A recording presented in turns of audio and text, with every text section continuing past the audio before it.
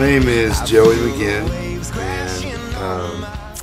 and just a brief history is I grew up in church, and I spent my whole childhood, my high school years, and the years in college in some sort of student ministry or going to church, being a part of a Bible study. I was always there. And when I was 23 years old, I lived with a guy named Jeremy Sutton, and he was working with an organization called Amigos for Christ. And he begged me and begged me and begged me to come down and get involved however I could. And circumstantially, it didn't work out until this spring that I was able to do that. And even knowing all that I knew, there was nothing that could prepare me for what I experienced and the things that I saw this summer.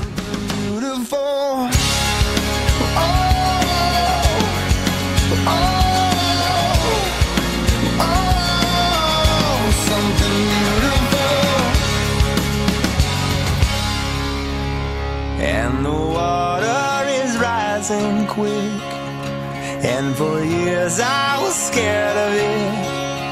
We can't be sure when it will subside, so I won't leave your side. No, I can't leave your side. Hey, now this is my desire. Consume me like a fire, 'cause I just want something beautiful to touch. Amigos for Christ mission began when Hurricane Mitch came in 1997. A lot of people lost their lives, 3,000 people lost their homes. And it was at that time that the Nicaraguan government said to these people, we're going to move you to a temporary location. We're going to put you here, and this is only going to be temporary. And that just so happens that that place was the city dump. When I first walked into the Chinandega dump, nothing could prepare me for what I saw.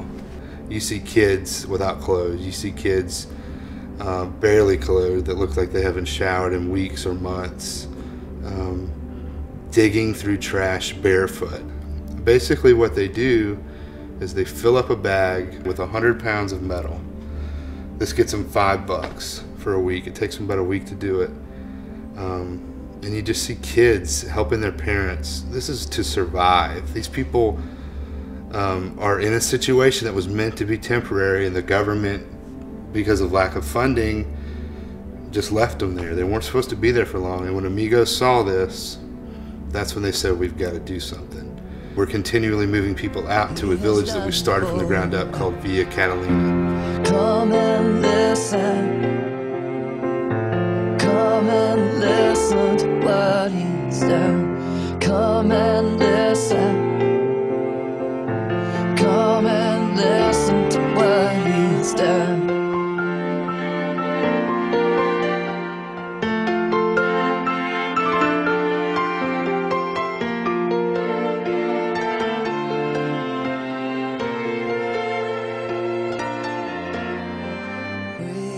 We host groups that come down. 41 or 42 weeks out of the year, we have groups that come down. These are American college groups, adults, high school groups. You see people really falling on their face before the Lord, and God changes lives. Being able to see that firsthand and being able to be a part of that is what really opened my eyes and changed my life this summer. We want people to understand that there is so much more for why we're there. We want to be people who are serving the Lord by helping and meeting people's needs. It is amazing to see people open their hearts and sing from the depths of their soul to the Lord. And I don't know how to explain it other than being in a third world country, being away from your normal conveniences, and being away from communication, from media and the outside world. God gets into people's lives and changes them. And seeing people sing and seeing people share from their hearts about what God's doing to them is incredible.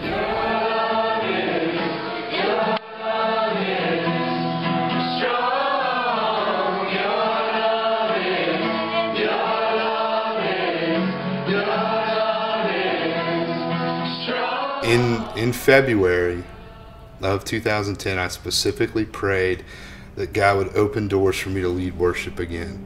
I prayed very specifically, Lord, if this is going to be my job, or if I just get to do this and be a part of a ministry on the side, open those doors again. So I'm down there this summer. We're a month in, and John, our director, approaches me and says, we need someone full-time to do what you're doing, leading worship. Can I really move here? Can I move to Nicaragua and call this home?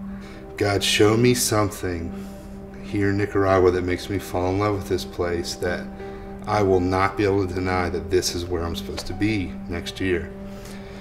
And that day happened, and that day came 2 days before I left. Our current big project that we're a part of is a village called El Chanco, and we've dug a well for them.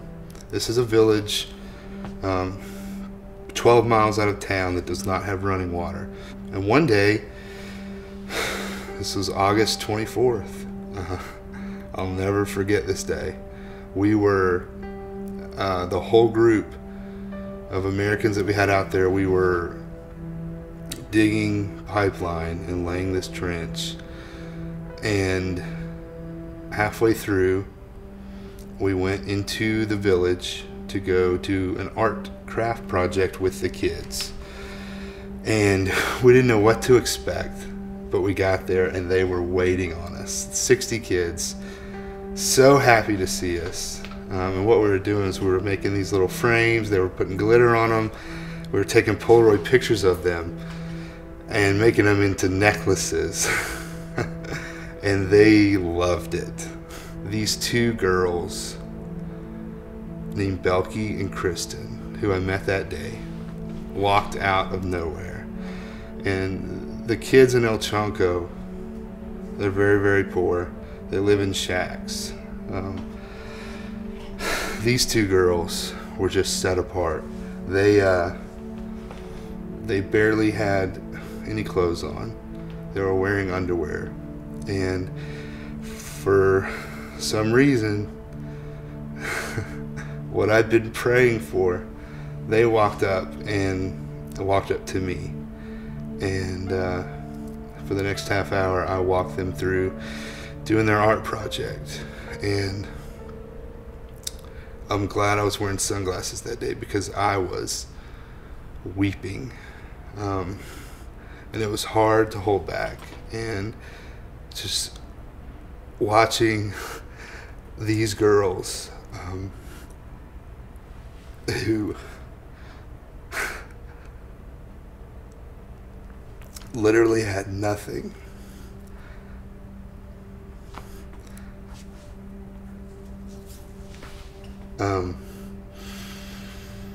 With so much joy. And